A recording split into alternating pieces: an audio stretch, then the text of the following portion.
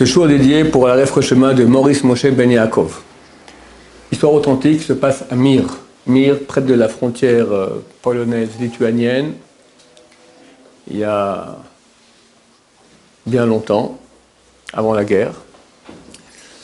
Une certaine jeune fille qui s'appelle Shiena Miriam, de la famille Feder. Shiena Miriam Feder, orpheline de père.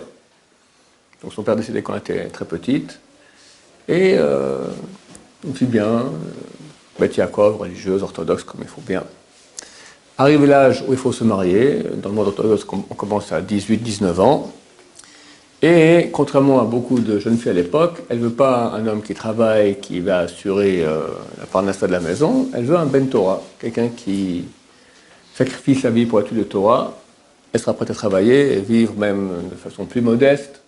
Elle veut quelqu'un qui soit un tzaddik, des bonnes midotes. Quelqu'un qui grandira pour être un grand Talmid Chacham. Mais d'habitude, pour avoir un Talmid Chacham, il faut assurer aussi une dot importante. Elle n'a pas. Elle est orpheline, ils n'ont pas beaucoup d'argent. Elle travaille comme bibliothécaire, elle essaie de mettre un peu d'argent de côté, mais elle voit que peu à peu toutes ses copines se marient, puis après elle tombe enceinte, puis après elle retombe enceinte, et après elle retombe enceinte, et elle n'est toujours pas mariée. Elle a 27 ans. Dans le monde orthodoxe, 27 ans pas mariée, c'est déjà difficile. Elle ne sait pas quoi faire. Elle s'inquiète, et un jour, elle se dit, je vais m'adresser à celui qui peut tout faire, Hachem. C'est dans Tehillim, Shlach yahavcha al Hashem v'hu yachelkelecha. Jette ta charge vers Dieu et il s'en occupera. Chacun a une charge de souci. Il veut s'occuper. Dieu lui dit, ok, occupe-toi.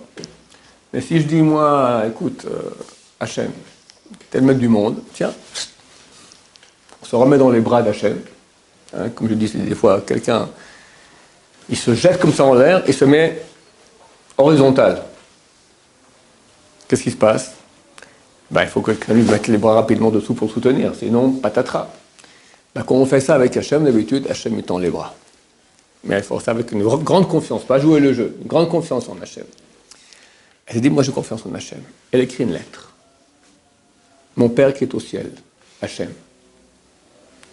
J'ai 27 ans, toujours pas marié, toutes mes copines sont déjà enceintes plusieurs fois, elles ont des maris qui travaillent, elles sont dans une bonne situation. Et moi je veux quelqu'un qui soit un ben Torah. Je veux pouvoir fournir de l'argent à quelqu'un, on vivra modestement, mais pour la Torah, il sera un Talmid Chacham. Elle raconte en pleurant, ça fait combien d'années qu'elle attend, qu'elle voit ses amis comme ça. Elle veut un tzaddik, quelqu'un qui veut travailler sur ses midot, un type juste, vrai. Elle pourra choisir le mensonge, elle veut la vérité, être un mari qui est un serviteur d'Hachem. Et après, elle signe ta fille, Shiena Miriam, ta fille dévouée, Shiena Miriam. Elle met la lettre dans une enveloppe, elle écrit sur l'enveloppe à mon père qui est au ciel, elle ferme l'enveloppe, elle va dans le jardin, le parc de Mir, de la ville de Mir, et elle prend comme ça, tant qu'il y a un peu de vent, et hop, elle lâche la lettre qui part dans le vent.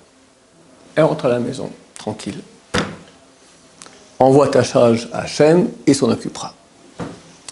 21 ans plus tôt, dans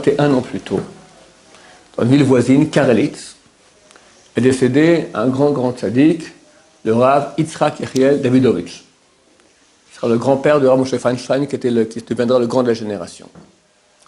Et à l'époque, une femme est enceinte, Madame Solenzon. Elle rêve la nuit qu'elle aura un enfant, et qu'il serait bien qu'elle l'appelle au nom du tzaddik qui vient de décéder, Yitzhak Yechiel. Et le petit enfant, il est né, on l'a fait Brit Mila, on l'a appelé Yitzhak Yechiel Solenzon, au nom du Rav Yitzhak Yechiel Davidovitch.